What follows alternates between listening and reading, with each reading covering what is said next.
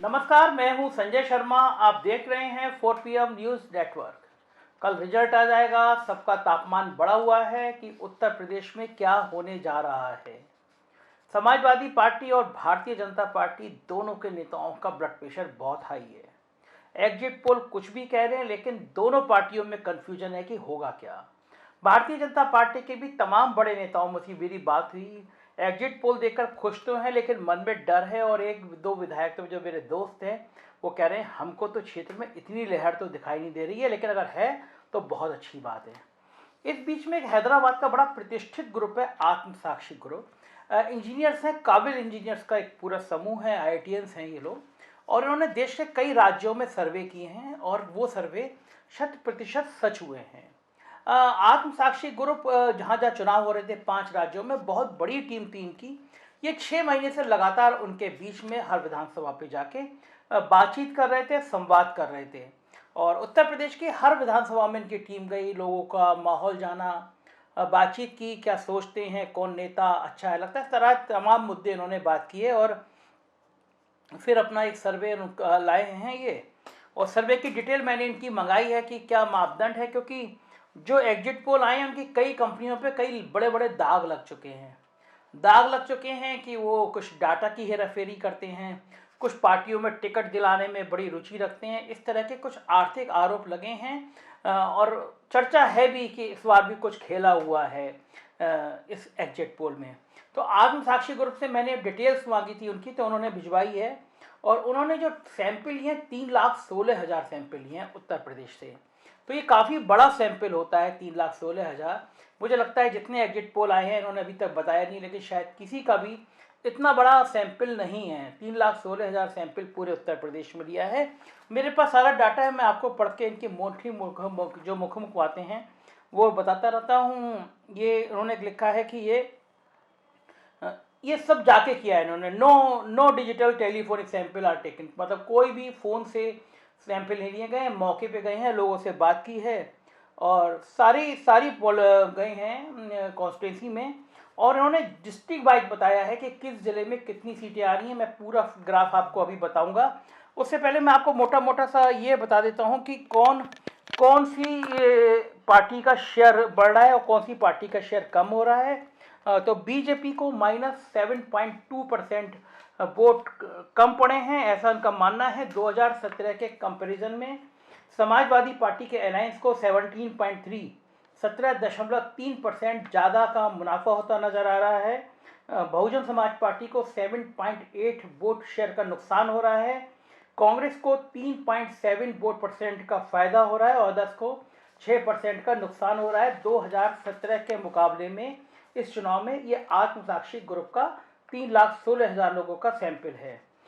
ये इन्होंने अलग अलग चीज़ें पूछी हैं कि क्या चीज़ है जो सवाल हैं इनके, क्या चीज़ आपको सीएम के रूप में प्रिफर करती है, कौन सीएम अच्छा हो।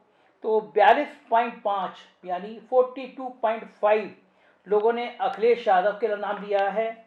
39.5 लोगों ने योगी आदित्यनाथ का नाम दिया है। 7.5% मायावती को पसंद करते हैं। प्रियंका गांधी को 8% और अदर को 1%। असीम ओवैसी साहब को भी 1.5% लोगों ने पसंद किया है HCM। जो बड़े बड़े मुद्दे हैं कि क्या जो चुनाव को प्रभावित करते हैं, लोगों से जो सवाल किए गए हैं, तो उसमें बेरोजगारी को 21% लोगों ने कहा बेरोजगारी सबसे बड़ा मुद्दा है। गांवों का हालात खराब है, ये 6% है। नया कृषि कानून, ये 23%। कृषि कानून, नए यूनिफॉर्म बिल और जो किसानों के बिल हैं, ये इसमें 23% लोगों ने कहा है कि ये बड़ा मुद्दा चुनाव का है। डीजल पेट्रोल की बढ़ी हुई कीमतें, महंगाई 16% है। कोविड का मिस मैनेजमेंट सरकार का, ये भी एक सवाल था, 7% लोग कह रहे हैं हाँ था ये। हेल्थ और एजुकेशन 5% मुद्दा है। पावर, इलेक्ट्रिकल बिल और हाउस मकान के बिल 8% लोगों का मुद्दा है। इंडस्ट्री डेवलपमेंट 6% मुद्दा है। वुमेन सेफ्टी 3% मुद्दा है। रिलीजन फैक्टर 1% और गायों का और जानवरों का मुद्दा 4%। ये इनका सर्वे है। इन्होंने कहा है कि मुख्य ये मुद्दे हैं जिन पे लोगों ने वोट किया है।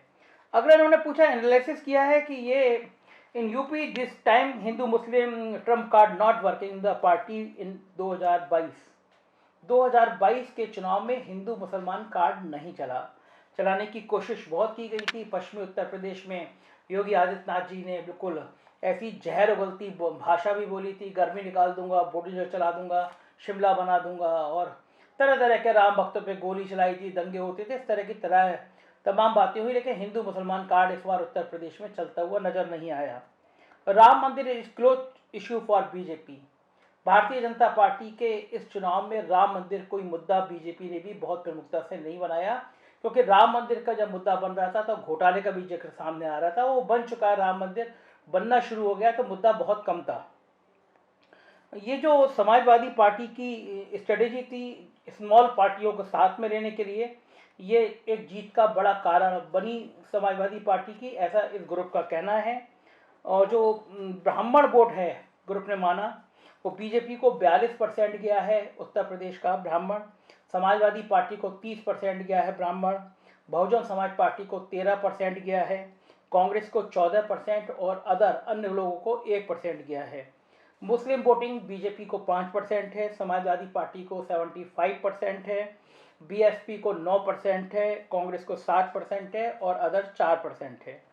ओबीसी वोटिंग, पिछड़ी जातियों की वोटिंग बीजेपी को 30%, समाजवादी पार्टी को 45%, बीएसपी को 15%, कांग्रेस को 9% और अदर 1% है।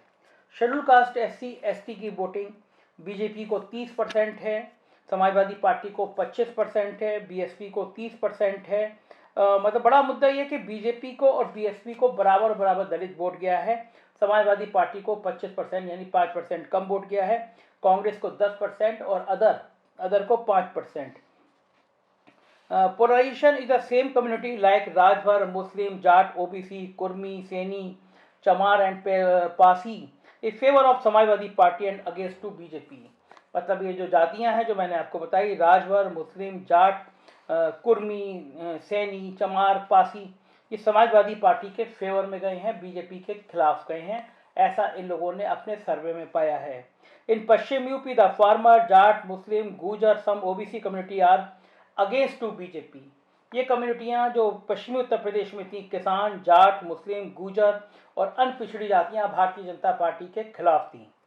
इन Purvanchal region UP, Rajbhar, Kurmi, Muslim, Maurya, youth and some OBC community are against to BJP in this election. उसमें इन्होंने पूर्वांचल में यूथ भी जोड़ा है। जो आपने देखा होगा प्रयागराज में नौजवान जा रहे थे चुनाव के लिए, वो विरोध कर रहे थे, तो इनके सर्वे में ये है कि यूथ भी पूर्वांचल में, इलाहाबाद में, बनारस में जो उग्र प्रदर्शन हो रहे थे नौकरी के खास तौर से, तो वो भी इस पूर्वांचल में नजर आया है। In the Muslim voter are considering that OBC is the B team of BJP. मतलब ये लोगों ने मान लिया कि माना है मुस्लिमों ने कि ओबीसी साहब जो हैं बीजेपी की बी टीम हैं और इसलिए इसकी कोई मदद नहीं की जा सकती। एंटी इनकम्बेंसी रूरल गवर्नमेंट काफ़ी है, सरकार के प्रति नाराजगी लोगों में 5.5% ज़्यादा बढ़ी है। The vote pair BSP limited around 14%, BSP का वोट शेयर 14%। ये अगला कहते हैं the vote share of BSP is limited around 14% and the increasing vote share of Congress around 3.7 will damage BJP in UP and it is a favorable to Samajwadi party, ये लोगों का मानना है। नया कानून, कृषि कानून आ तो गया, वापस तो ले लिया, लेकिन ये नुकसान बहुत पहुंचा गया, ऐसा इनका मानना है। और जो सबसे बड़ी है पूर्वांचल और पश्चिम में, इनका मानना है कि 2017 के मुकाबले में बहुत मैक्सिमम सीट इनकी नुकसान होंगी पूर्वांचल और पश्चिम। ये बड़ा पूर्वांचल और पश्चिम में बीजेपी को बहुत बड़ा नुकसान उठाना पड़ेगा, ऐसा इस सर्वे में माना गया है। और ये 1.5 to 2% कमी भी होती है सर्वे में, इसमें इन्होंने लिखा है। जो सवाल पूछे थे इन्होंने जनता से अपना सर्वे करने के लिए, मैं अभी आपके आगे हर जिले वाइज भी बताऊंगा कि किस जिले में कितनी सीटें किसको दे रहे हैं ये लोग। तो इन्होंने जो सवाल पूछे थे, which is the main factor of your present assembly election, आपका सबसे बड़ा मुद्दा क्या है? तो अनएम्प्लॉयमेंट 48% लोगों ने कहा, न्यू फार्मूला किसानों का बिल 16%, प्राइस 31% और 3.5% लोगों ने कहा पता नहीं। और बिजली का बिल पूछा था इन्होंने, कोविड का बिल पूछा था इन्होंने, मोदी और योगी आदित्यनाथ क्या क्या कर रहे हैं सरकार में, तो क्या अच्छा कर रहे हैं, तो 57% लोगों ने कहा नहीं, 29.5 लोगों ने कहा हाँ। इस तरह के सवाल बनाए थे इन्होंने, और इन सवालों को लेके गए कि जैसे सबकी सबका साथ सबका विकास, ये जो नारा है ये कितना काम किया, तो 27.5 लोगों ने कहा कि काम किया, और 43.5% लोगों ने कहा कि कोई काम नहीं किया। इन्होंने ये कहा कि ये मिनिमम सपोर्ट प्राइस MSP जो है संतुष्ट हैं, तो 70% लोगों ने कहा कि वो इससे संतुष्ट नहीं हैं। इन्होंने ये कहा कि आप जो प्राइवेटेशन पॉलिसी हो रही है क्या ये सही है, 47.5% लोगों ने कहा नहीं ये सही नहीं है। उन्होंने ये कहा कि ये जो करप्शन इस सरकार ने कम करने की कोशिश की, क्या सहमत है, तो 43.5 43.5 लोगों ने कहा नहीं है संतुष्ट, करप्शन बढ़ा है, और 24% ने कहा कि वो संतुष्ट हैं। इन लोगों से पूछा गया कि ये कास्ट और रिलीजन जो है ये क्या मुद्दे हैं, तो लोगों ने कहा हाँ ये मुद्दे हैं। तो इस तरह के ये तमाम बड़े सवाल थे कि ये जो है वुमेन सेफ्टी को लेकर पूछा गया, what is your opinion women safety in area. 36% लोग संतुष्ट है कि हाँ महिलाओं का सुरक्षा हुई है, 45% लोग नाराज थे नहीं हुआ है। तो इस आत्मसाक्षी ग्रुप ने जो सीटों का आकलन तैयार किया है, मैं एक एक करके आपको बता देता हूँ। आगरा में 9 सीटें हैं, और इन्होंने जो मैं आपको आंकड़ा बता रहा हूँ वो आंकड़ा समाजवादी पार्टी का है, जिससे आप आकलन कर सकते हैं कि समाजवादी पार्टी को कितनी सीटें मिल रही हैं। तो जो आंकड़ा है, इन्होंने आगरा में 9 सीटों में से 2 सीटें समाजवादी पार्टी को दी हैं। आगरा में भारतीय जनता पार्टी ने बहुत अच्छा प्रदर्शन किया था।